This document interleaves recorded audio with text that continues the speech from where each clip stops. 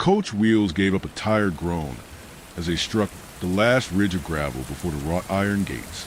The lantern swinging from the driver's seat flickered briefly, once, twice, and then steadied, as if warned by the wind not to go out just yet. Above them, perched like a crow on a branch too narrow for his weight, sat Gable Hall. It did not loom. It waited. Edwin Thorne pressed his gloved fingers against the pane of the carriage window and peered out into the rain-speckled dark. The sky was a thin bruised veil over the moor, stars obscured by the low stretch of cloud that seemed to press downward rather than drift above. Gable's silhouette interrupted the horizon, not with grandeur, but with a kind of squat defiance, as if it refused to be forgotten no matter how deep the moor swallowed it. He adjusted the bundle on his lap. Journals, old bindings wrapped in waxcloth, and a stack of sealed correspondences, most bearing the same emblem in wax, a moth wing spread, perched upon an oil lamp, the archivist's seal. He had answered the summons, though none had spoken it aloud. There had been no letter, no official request, only a book, left on the doorstep of his rented room in Bristol, its cover blank but warm to the touch. Inside, the words, "Come before the last week fades." The driver cleared his throat. "Won't be going past the gate, sir." The man muttered without turning. Said so in the arrangement. Doors where it always is. Knock once. If they answer, you're welcome. If not, he let the sentence trail off. The gate creaked open on its own as Edwin stepped out, coat drawn close around his chest, breath fogging. The rain was thin but relentless. It felt like a curtain being slowly drawn over stage. The coach rolled away before he could thank the man. He stood alone, and in the distance on the far end of the winding path, the front door of Gable Hall opened. No light came from within, but the opening itself was invitation enough. Edwin adjusted his satchel and began the slow walk up the path, his boots brushing against grass too long to have been tended in decades. The wind made no sound. Only the brittle crunch of his steps broke the silence. At the doorway, the darkness inside seemed to press against the threshold, and yet, as he crossed it, the air grew warmer, not from firelight, from memory. The hall beyond was tall and narrow, wood-paneled walls lined with towering shelves, thousands of books, some spines too worn to read, others glinting with new gold leaf, and in the center, standing beneath a chandelier of unlit candles, was a lantern. Its glass sides bore the moth symbol, etched so finely it seemed alive in the dimness. It burned with a steady golden flame, not flickering, not wild, still, deliberate, waiting. As Edwin stepped forward, something shifted behind the shelves, a whisper of movement, like the hem of a gown dragging lightly across floorboards. He turned.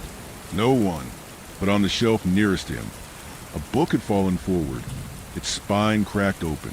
No title, just a single handwritten line on the first page. "You have come to light what we could not preserve. Be careful. Some memories burn back." The lantern flared softly, and the door closed behind him. The flame did not flicker, even when Edwin's footsteps echoed across a long corridor. Even when the door groaned shut with finality no wind could have caused, the lantern's light held steady, like it was listening, like it was waiting for him to make the first move. He stood before it now, just beyond chandelier's reach, breath shallow. The flame inside the lantern gave off no smoke. It cast no shadow behind it. It simply was. Its presence filled the room the way a name fills silence. The moth etched onto its glass post faintly with the heat. Wings spread, antennae like delicate script, forever mid-hover. "Edwin Thorne," said a voice behind him. It wasn't a whisper. It wasn't loud. It was exactly the volume required to reach the inside of his ribs. He turned. There, between the towering shelves, a figure stood, tall, draped in black wool and aged linen, sleeves trailing, fingers gloved, a heavy keyring dangled from a belt of tarnished brass links, each key larger than the last. The figure wore a high collar, the kind favored by scholars 3 centuries gone, but where there should have been a face, only blankness. No mask, no bandage, just an absence, as though the figure's head had been sewn from night itself. A smear of indistinct features, soft as soot, held in the vague suggestion of a human skull. Edwin's voice caught at his throat. I am the keeper, the figure said. You will not need to speak unless asked. The flame has accepted you. He gestured toward the lantern with one long hand. Edwin's knees didn't tremble, but his lungs ached as though the air had thinned. He nodded once, not sure if that was sufficient. It has been 37 years since someone was chosen, said the keeper. You are the 8th. Edwin's brow furrowed. 8th archivist? No. There was a pause. The air pressed in. The 8th flame bearer, the keeper clarified. He stepped forward, his boots soundless against the wooden floor. The keys on his belt clinked lightly, like wind chimes far away. He carried something in his other hand now. A book wrapped in cloth, bound by 3 dark cords, each wax sealed with a moth emblem. He held it out. You will not read this until the 3rd night. If you do, you may not leave. The book pulsed faintly in his grip like a breathing thing. Edwin took it. The weight settled into his arms with an unnatural gravity. Not heavy, dense. It felt like the volume contained not pages, but something watching. This house remembers everything, the keeper said. It remembers names not spoken aloud. It remembers thoughts buried with their owners. It remembers those who fled, those who tried to burn it, and those who stayed. He turned and began to walk. You must never take the lantern from the 1st floor. Edwin followed without question. His boots sank slightly into the thick carpeting beyond the 1st corridor, the pattern beneath his feet resembling a strange floral spiral. Though the longer he looked, the more it began to resemble a fingerprint. Corridors opened like veins, and the shelves went on. Some books were open. Others were shackled shut with silver chain and small iron clasps. He saw a volume whose pages fluttered despite no breeze. Another emitted a faint ticking noise. At the end of a narrow hall, the keeper stopped before a door made entirely of what appeared to be stacked parchment, pressed and lacquered to mimic wood grain. He inserted a small green-tinged key into a slot near the top. The door did not swing open. It unfolded layer by layer like a blooming flower. Inside, a small chamber, no bigger than a monk's cell. A bed, a desk, a chair, nothing else, except for the mirror. It stood opposite the bed, tall and framed in metal that looked like melted wax. The glass was warped, not from damage, but from age, or perhaps from what it had seen. This is your archive, said the keeper. You will sleep here. You will eat here. You will write what the lantern shows. Edwin looked down at the book, still clutched in his arms. I don't understand, he said. Write what it shows? The keeper stepped aside, gesturing toward the room. The lantern does not illuminate rooms, Mr. Thorne. It illuminates records. There was silence for a long moment. Then, faintly, Edwin realized he could hear something else now. A low scratching, not in the room, not from the keeper, but from inside the book in his arms, like someone writing slowly with a quill made of teeth. Should I read it? He whispered. The keeper did not answer. Instead, the lights above dimmed. The shelves creaked inward slightly, as if the house had inhaled. And then, without turning, the keeper said, when the lantern begins to dim, you must not look into the mirror. He walked away. The parchment door sealed itself shut, and Edwin stood alone in the room that was now his. The lantern still burned in the hall outside, but it was ever so slightly lower than before.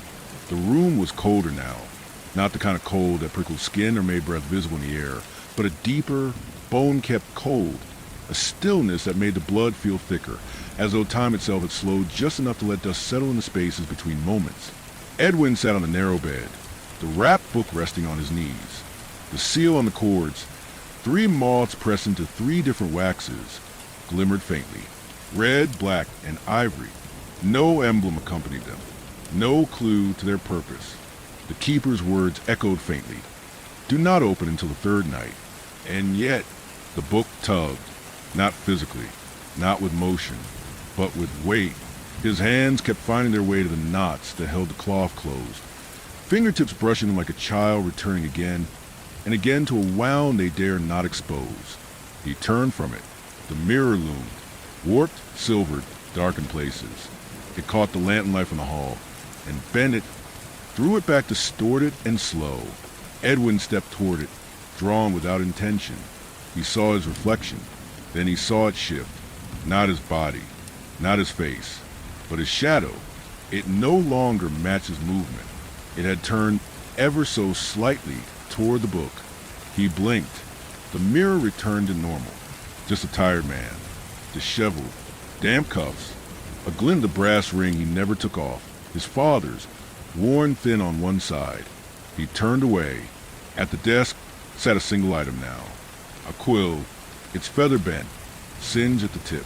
No inkwell, just the quill. He hadn't brought it in, hadn't seen it earlier, but it belonged. In that way things sometimes do when time forgets to ask permission. He sat, and as he did, the book beneath the cloth shifted, just slightly, just enough to feel the breath of it. He did not open it. Instead, he reached for the quill. The moment his fingers closed around it, a drop of dark ink welled up at the tip from nowhere. He touched it to the blank parchment provided in the drawer, and the quill began to write, not of its own accord, but neither by his. Words rose from the page, not inscribed by movement, but emerged like blood from shallow skin. The archivist has entered the hall of silent light. The flame recognizes his voice. The house will begin to open. Edwin froze. The ink shimmered as though still wet, but it did not smudge when touched. His breath caught. The quill moved again. This time he felt it, his hand guided, but not choosing. He will remember them now. He will hold the names. He will feel the ruin and the root. The tip of the quill halted, hovering over the parchment. Then a final line. He will not forget. Until he does, the air changed, not in temperature, but in texture. The silence inside the room grew heavier, as if the walls had turned their heads to listen. Something pressed against a mirror from the inside, not visibly, not overtly, but Edwin felt it. A tension, like an eye opening just behind a curtain. He stood abruptly, heart thudding. The lantern outside the room hissed once, just once, and dimmed a fraction. It had not flickered. It had lowered itself, like a head bowing in anticipation. Edwin took the book from his bed. He didn't untie it, but he held it against his chest and crossed the mirror. "I'm not ready," he whispered. The mirror did not move, but his reflection blinked. Before he did, the flame returned to full height the following morning, without sound or smoke. Edwin found it waiting just beyond the threshold of his room, still locked in its lantern cage, still surrounded by that faint halo of deliberate stillness. Whatever had diminished at the night before had been momentary, or perhaps a warning. He had not slept, not truly. Each time his eyes fell closed, he drifted not into dreams, but into rooms, places within a house he had not yet entered, but which somehow knew him. A long corridor lined with portraits whose faces were only visible in reflections. A study whose walls wept ink from their seams. A library where all the books were chained shut, except one, which bled slowly from the spine. And always, in the center of those dreams, the moth, etched in glass, pressed into wax, flapping its wings against the inside of his skull. Edwin stood now in the hallway outside his chamber. The flames glowed soft against his left cheek. The corridor had changed, where yesterday had stretched a narrow hall lined with stitched rugs and moth-eaten drapes. Now opened a wide reading room, octagonal, high-ceilinged, filled with tall windows that looked out into nothing. Not darkness, not landscape, nothing beyond the glass. A pale void extended in every direction. No ground, no sky, just the absence of place. And yet, the room itself was warmly lit. No visible source. Just a lantern, steady in Edwin's hand. He passed between shelves that curved inward toward a central pedestal. The pedestal held no book, no candle, only a small pile of hair, blonde, bound with a red thread. He stopped, unsure whether to move closer. The keeper's voice echoed softly behind his ear, though the hallway behind him was empty. Memories are only returned once they are ready to rot. Edwin turned back to the pedestal. The bundle of hair remained. He stepped forward reluctantly. The moment he crossed the invisible line around the plinth, the flame in his lantern tilted, casting light down upon the red thread. It moved. The hair uncoiled slightly, and beneath it, something blinked. A button, smooth, black, stitched where I should never be. It looked up at him, not in the way objects are made to appear animate, but in the way a thing remembers being looked through. A whisper brushed his collarbone. A child's voice. I thought I would be remembered, but you all went away. Edwin stepped back. The lantern pulsed. Not violently, just once, like a heart that had paused and remembered it needed to beat. A book dropped from a shelf behind him. The sound cracked like bone. He turned. The book lay open, pages twitching slightly, as though resisting the stillness. On its exposed leaf, an illustration, a girl with no face, her hair braided and bound by red twine. The ink shifted.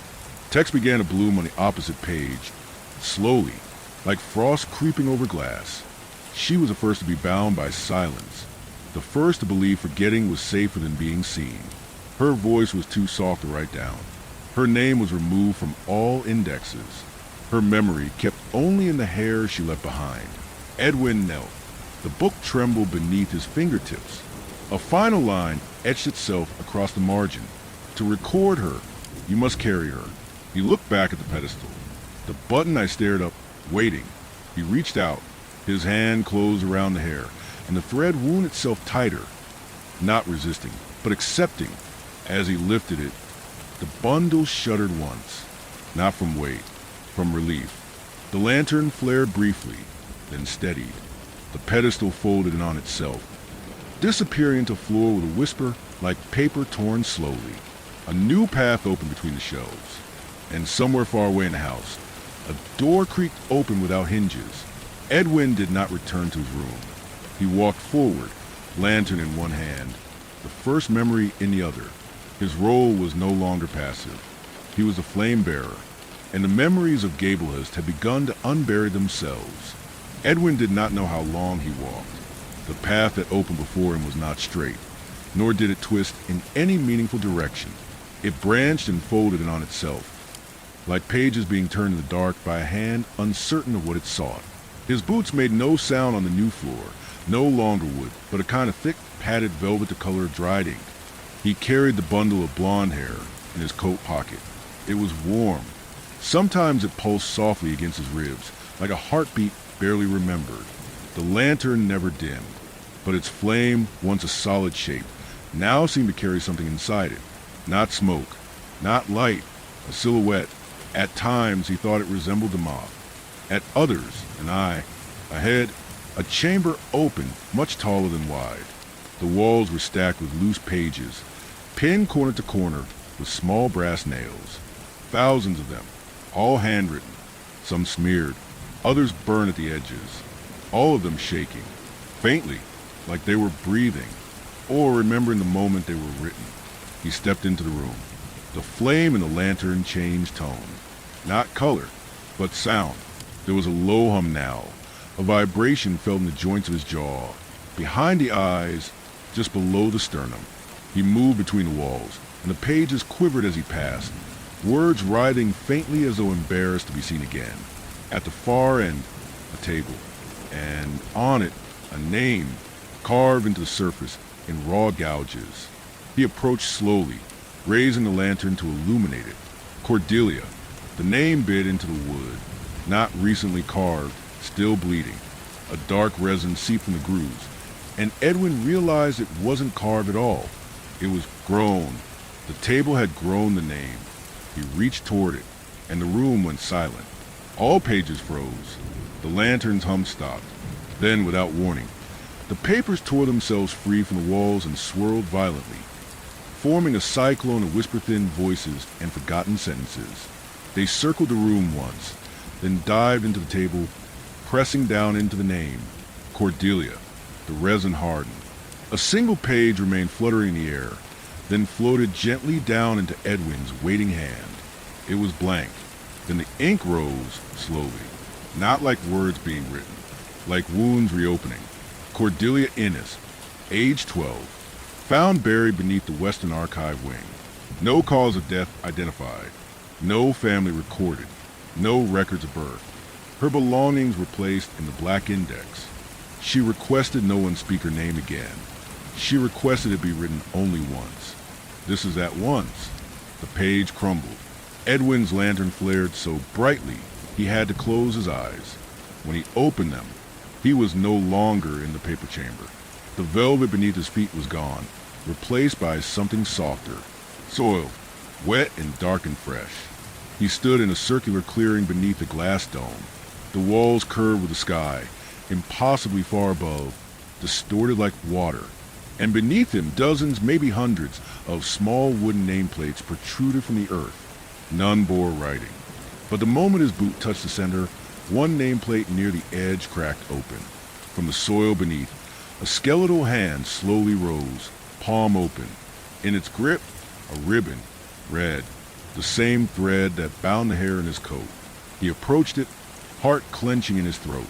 The skeleton's fingers unfurled with unnatural grace, offering the ribbon to him like a child giving back something precious they had kept too long.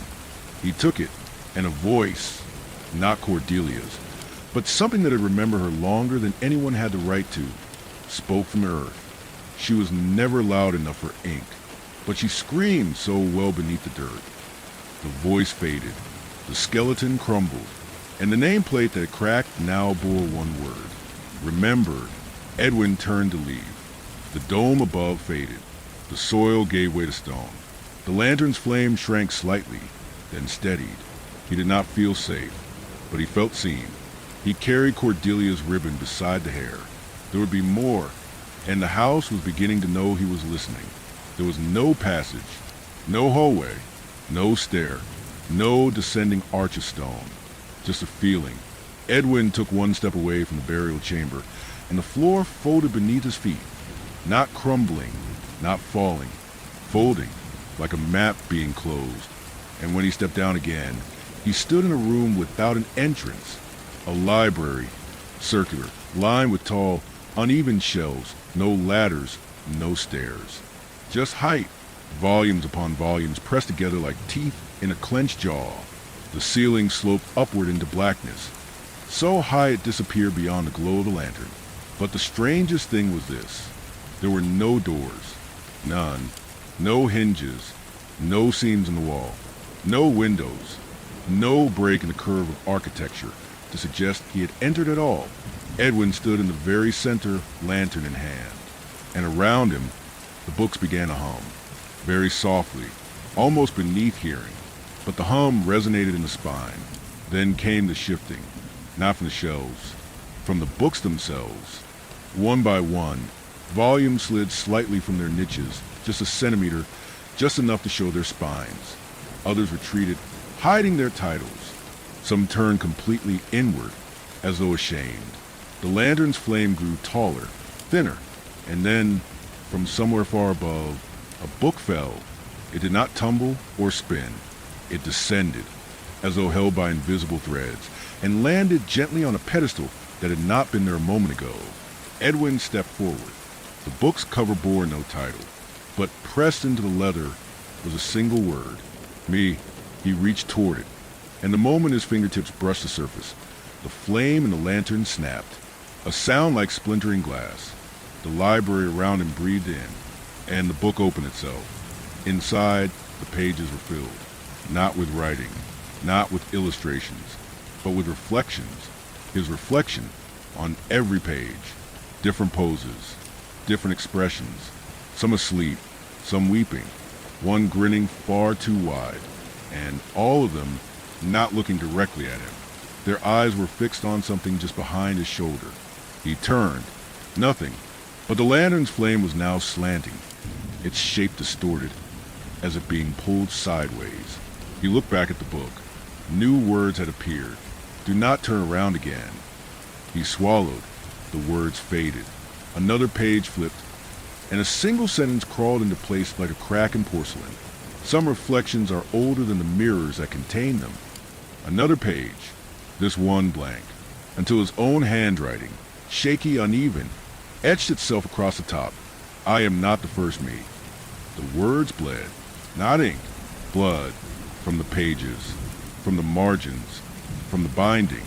It soaked the edges, and from the puddle that formed beneath the book, footsteps began to rise. Not the sound of walking, the shape of footsteps. Dark, boot-sized impressions, one by one, emerging from the floor behind him, moving toward him. Edwin did not turn. He closed the book. The flame pulsed hard, then softened. The impressions vanished. The library exhaled, and every book on the shelves returned to its resting place. One by one, like fingers unclenching, the pedestal melted into the floor. Edwin stood in the silence. Then, behind him, the wall cracked, a seam revealing itself like a tear in cloth. A passage, new, open, breathing. He stepped through it, not quickly. The lantern's light seemed heavier now, and inside his coat, the ribbon and hair had twisted together. Not at once, then twice.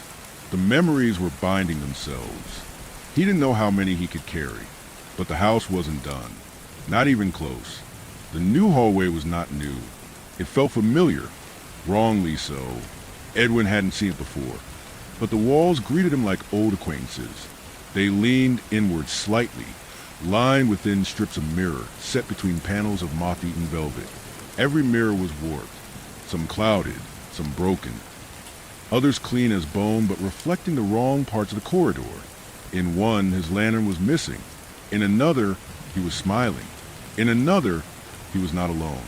He kept his eyes straight ahead. The flame burned steady but pale. Its glow had softened again, duller, not weaker. Not a warning, but a morning.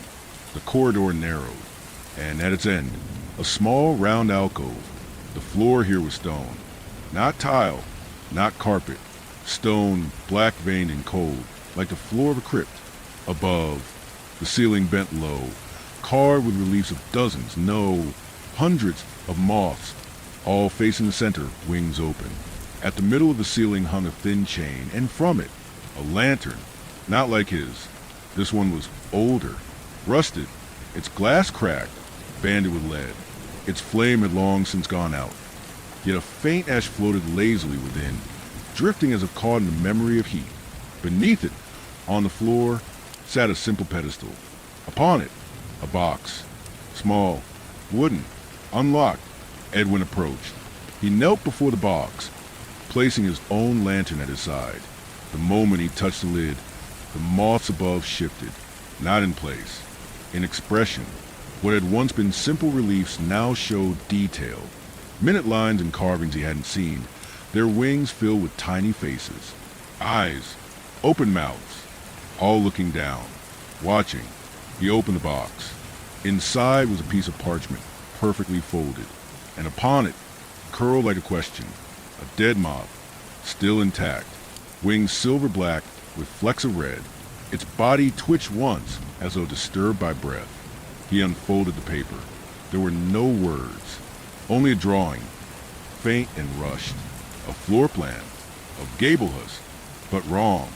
Too many rooms, corridors that did not exist, a tower not present in any of the views outside, rooms labeled not by function, but by emotion.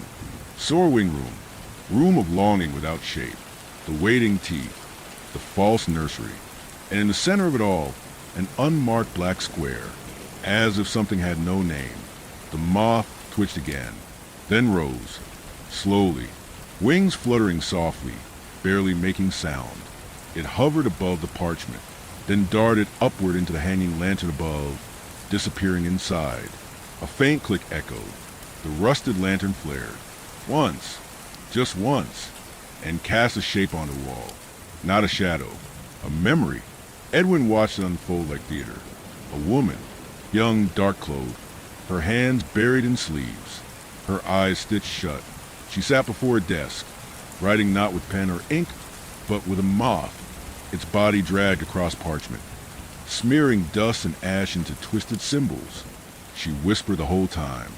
He could not hear her, but the moth heard, and it wrote, until it curled and died in her palm. The memory dissolved. The old lantern dimmed again. Only ash remained. Edwin stepped back, and realized the mirrors along the corridor behind him had changed. Every one now reflected a different moment in his life, but none were memories he recalled. In one, he stood over a grave. In another, he opened a door to a burning room. In another, he held the lantern over someone else's face, someone very still, and in all of them, the moth perched on his shoulder, waiting, watching, writing. The corridor brightened. The flame in his own lantern surged again, and from deep in the house, he heard it, a bell, distant, hollow, but certain, not a chime of time, but of summoning. A new memory was surfacing, and it had waited longer than most. The bell sounded again, closer this time. Not a full chime, just a strike. The hammer hitting the metal. Once, then silence. No echo, no reverberation, just a suggestion of sound. The memory of something meant to ring, but choosing not to. Edwin's hand tightened around the lantern's handle. He followed. The corridor bent inward, then split into a staircase carved of blackwood and faintly glowing dust. Not candlelight, not moonlight. It spilled upward from between cracks in the stairs themselves. Light from beneath, from the marrow of the house.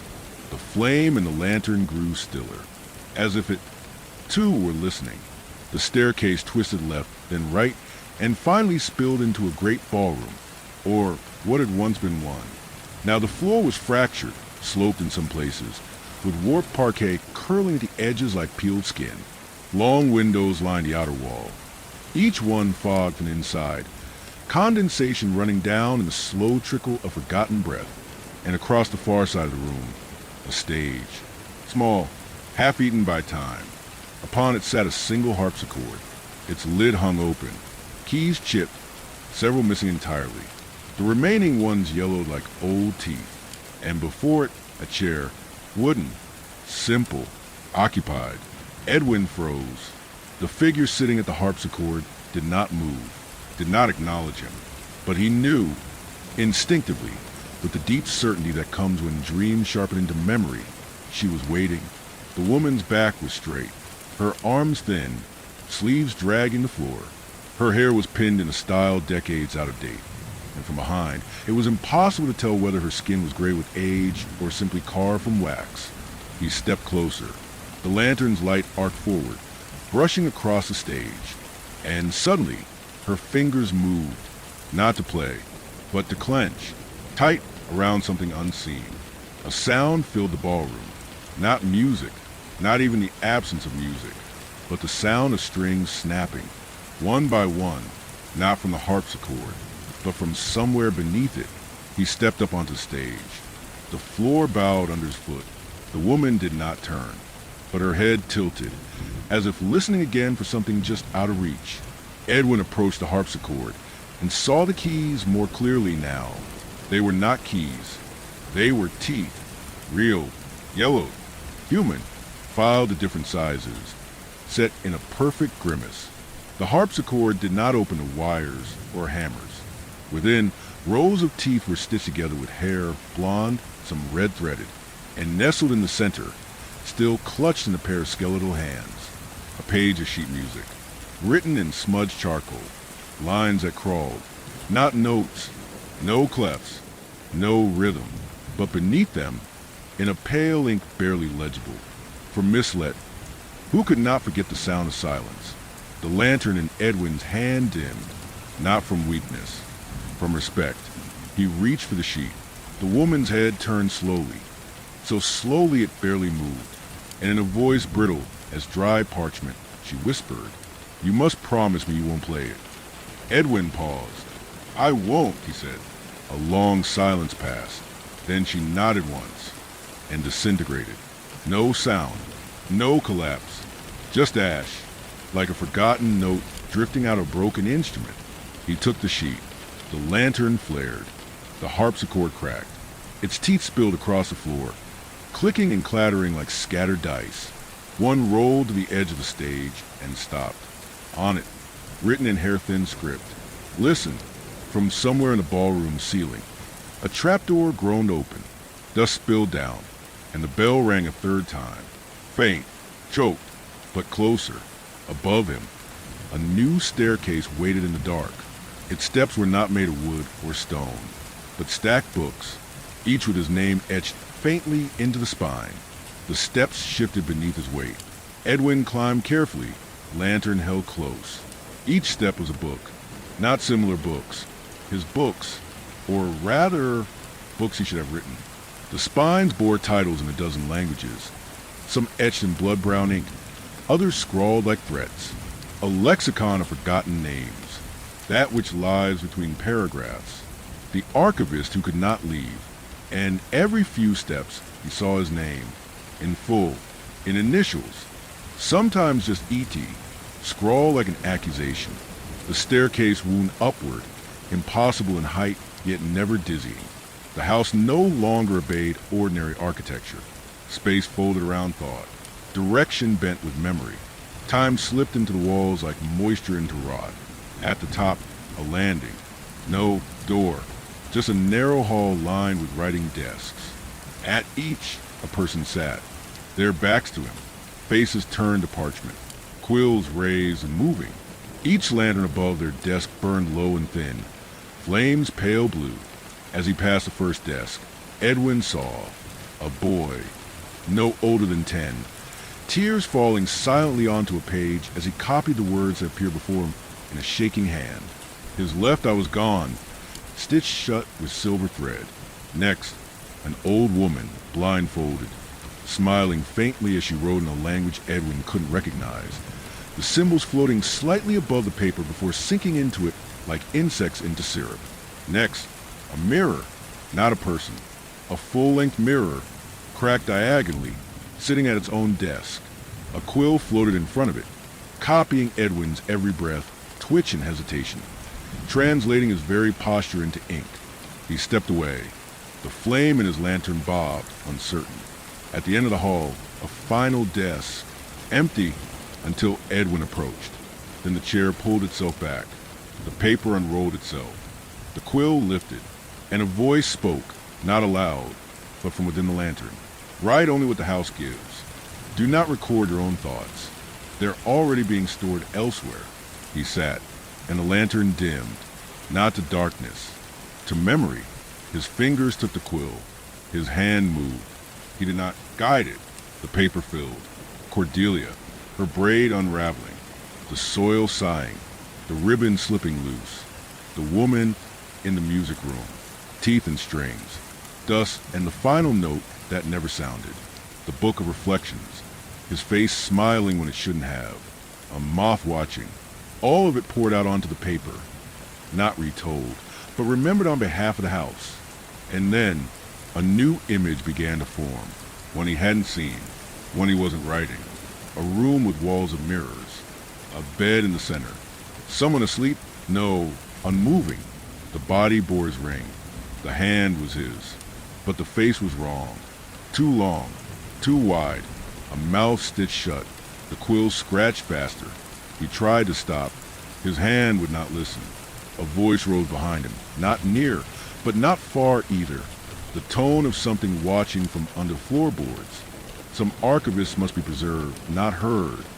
The mirror at the end of the hall, his reflection. Stood up, Edwin dropped the quill. The paper kept writing. He grabbed the lantern. It flared.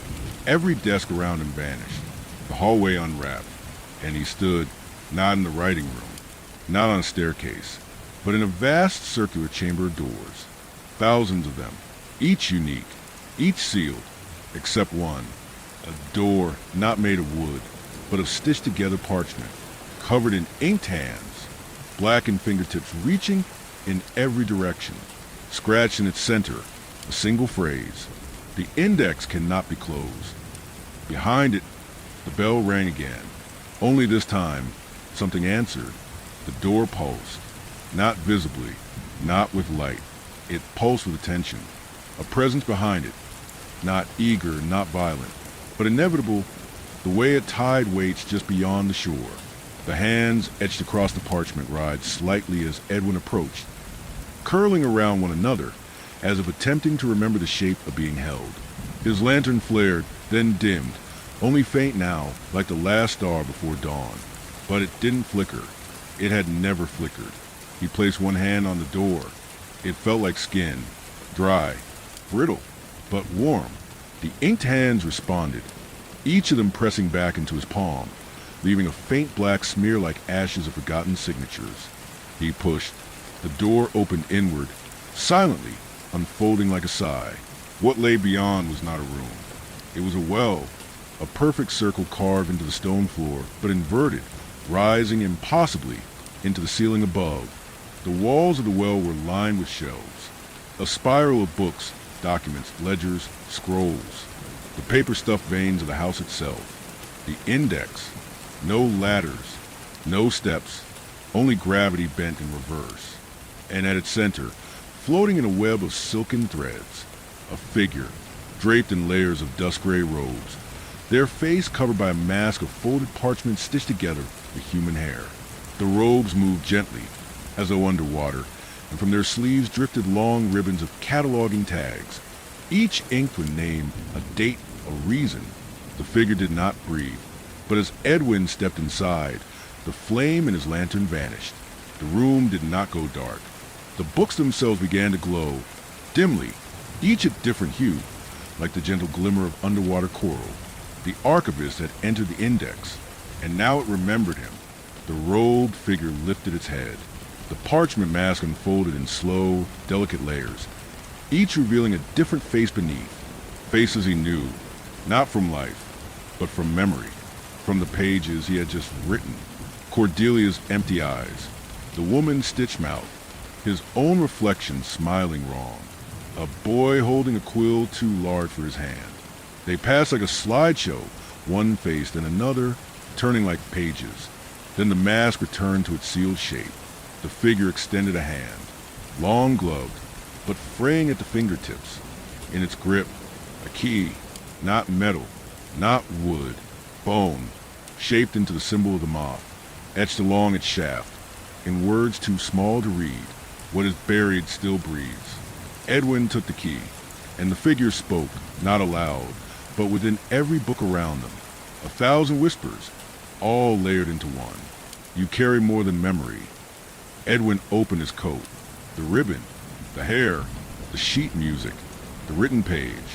They had merged, twisted together into a new volume, bound without cover, pages still forming, breathing slightly. The index had written him in. You're the archive now. The figure floated backward, vanishing slowly into the spiral above, and the books turned, aligning with the wall, creating a staircase of words in ink and quiet. Each step whispered as he climbed.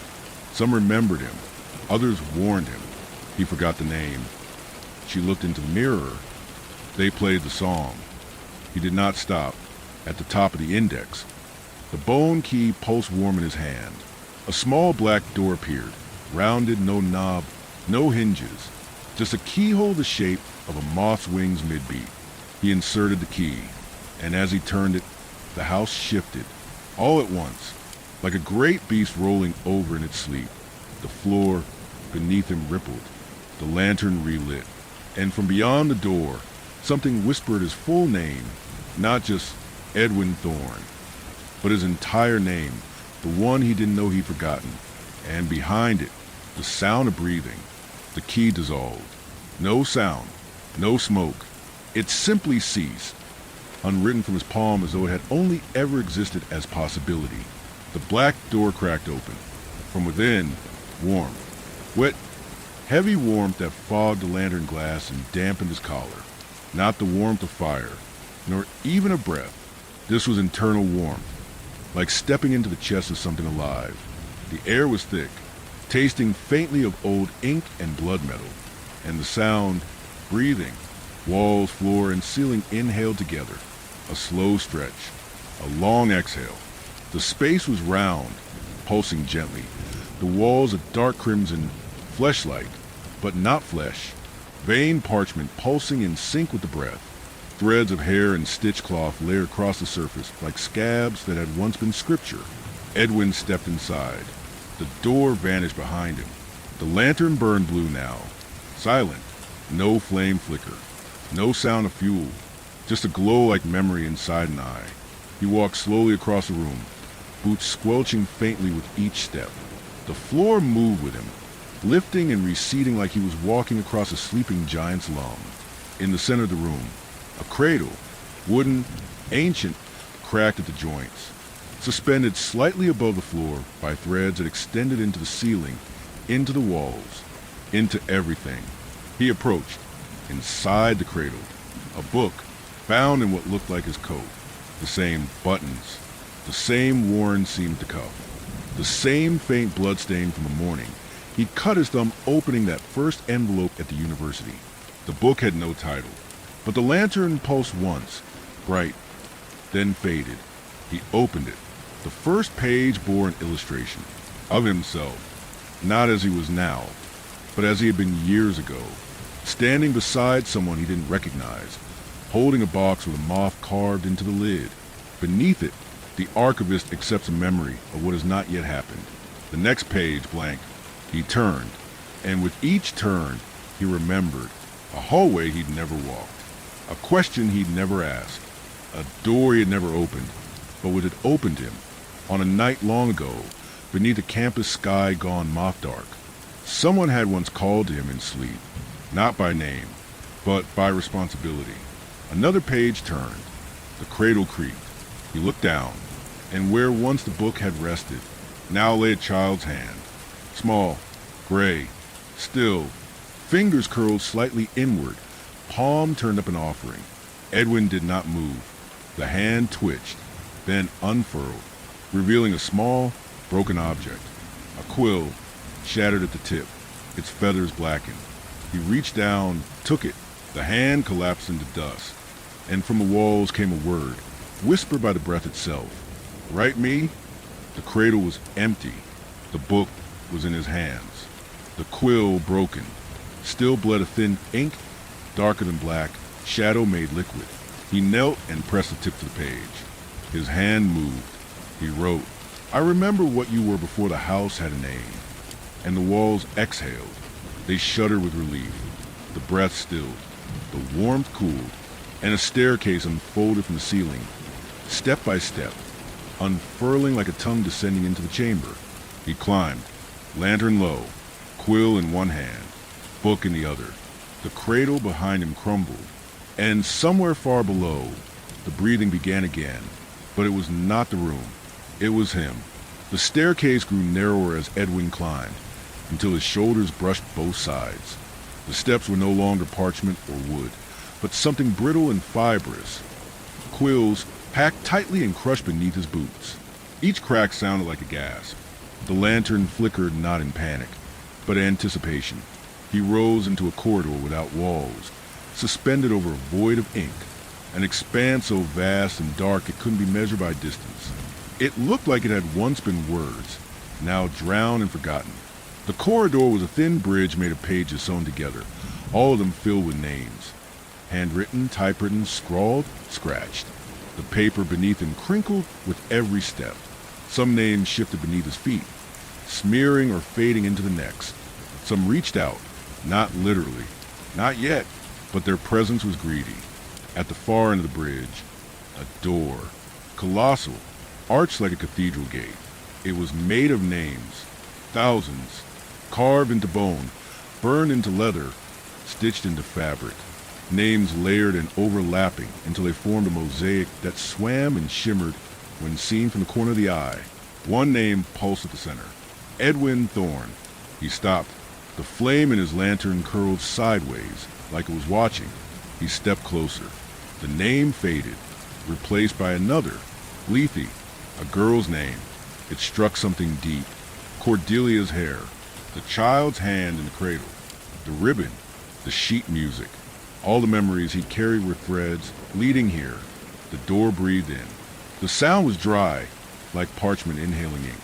He raised the book he'd begun below. The quill bled slightly. On the inside cover, without knowing why, he wrote, Lethe, whose name I carried before I had language. Lethe, whose silence taught me how to record.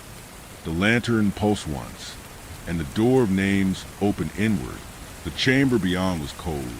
Truly cold, airless, shaped like a dome, but jagged, carved from stone that glittered faintly with flecks of mica and teeth, tiny ones, set like stars.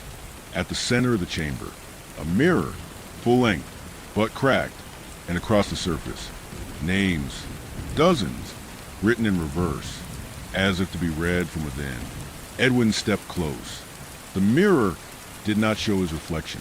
It showed a room, a child's bedroom, a crib in the corner, toys scattered in dust, a moth-pressed window, and standing in the corner, facing the wall, himself, but not. The figure turned, and Edwin's heart stopped. It wore his face, but younger, hollow-eyed, pale-lipped, with a thin, silver line stitched into its forehead. From that line, ink leaked down the nose, past the mouth, disappearing into the collar. The mirror whispered, not with a voice, but with names. They appeared along the edges. Lethe Thorn, Edwin Innes, Cordelia Lethe, Thorn of the 19th Lantern. The first who forgot he was writing. Edwin reached toward the mirror. His fingers met cold glass. It shuddered, not cracking, but rippling, like water pretending to be solid. The version of himself inside did not move, but its mouth opened, and the moth, still pressed against the window, vanished into its throat. The lantern flared so bright Edwin staggered back. The mirror shattered, silently. No shards, just absence. Where the glass had been was now a doorway. Beyond it, the room from the reflection, dust falling upward, time moving in reverse. A lullaby playing faintly from a music box with no key. He stepped through. Inside, the child's bed was empty. But there, on the windowsill, a folded piece of parchment. On it, in the same hand as the one that first summoned him here. If you wish to leave, you must take someone with you. He turned it over. A name was written on the back. His own, but the ink was still drying. The name on the parchment bled slowly. Edwin Thorn. But the curves of the handwriting bent wrong now. The E was not his. The crossbar and the T curled too high. It was his name, but written by someone else. Someone recent. The window beyond the sill was not glass, but clear parchment, thin and vibrating softly with the wind of breath from somewhere much deeper in the house. Beyond it, the outside world had vanished, replaced by an open sky filled with ash-colored pages drifting like snow. Each one carried a word, none legible from here. Edwin turned from the window. The room had changed. What was once a nursery was now a study, or the memory of one. The crib had turned into a desk. The rocking horse became a high-back chair. The mobile overhead now spun slowly above a lectern covered in long, brittle scrolls. And sitting cross-legged on the floor, arms around her knees, was a girl. She looked no older than 12. Her dress was gray, her braid loose, her face turned downward, away from him. But he could hear her breathing, not sobbing, not speaking, listening. He stepped closer. Her head lifted. Her eyes had no whites, just a soft haze of gray, as if she'd been staring at the same page too long and the ink had filled her. She did not smile, but she spoke. They said my name wrong so many times. I stopped remembering how it sounded. Edwin's mouth was dry. Lethe, the girl blinked once, then shook her head, slowly. That was the name I took to find my way back, but it wasn't the one I started with. She stood, slowly. Dust slid from her sleeves. And then she reached into her chest. Not violently, not with pain. She simply parted herself, like the spine of a book cracked open. And from within, she pulled a single, folded ribbon. It was made of music. Not notes, not really, but lines that shimmered when they caught the light, vibrating like taut strings just before performance. She handed it to him. If you carry this, you'll forget the way out. He held it. It felt familiar. Then, the window behind them shattered. Not inward, outward. And from the crack, a wind began to howl. Not cold, not loud, but thick. A wind made of words torn from unfinished sentences. The girl turned toward it and stepped forward. Her body didn't move as a person should. She fluttered, like her outline had forgotten how to stay in one shape. The wind pulled at her hair, and as it did, dozens of names flew from her skin, unraveling like thread from a tapestry. Lethe, Cordelia, the girl with no pause. She who waited too long in the silence. Each name dissolved as it left her. She reached the window and stopped. Edwin stepped forward, wind fighting him. "Don't go," he said. The girl looked back at him. She was smiling now, but it wasn't joy. It was recognition. "You brought the lantern." His hand tightened around its handle. The flame burned steady, pale white now. She placed one foot onto the broken edge of the sill. "One of us has to stay written." And with that, she stepped into the void. Pages rushed in, circling her, covering her like feathers. And then, she was gone. The wind stopped. Silence settled. A single page drifted back into the room and landed at Edwin's feet. He picked it up. It read only, "You were always going to be me." He looked toward the door. It had returned. Closed, but unlocked. On its surface, a new name, Lethe Thorn. He turned to the lantern. It burned low. The ribbon of music still hung from his fingers. He folded it gently, placed it in the book, and stepped toward the door. His own name was gone now, but he had someone else's, and the house would not let him leave alone. The door whispered shut behind him. No latch, no final thud, just a hush, like a breath held too long, finally released. The corridor before him was narrow, tapering, not with height or width, but with time. Each step forward made the air older, the dust heavier, the light less like light, and more like the afterimage of a candle once held in memory. The lantern dimmed further.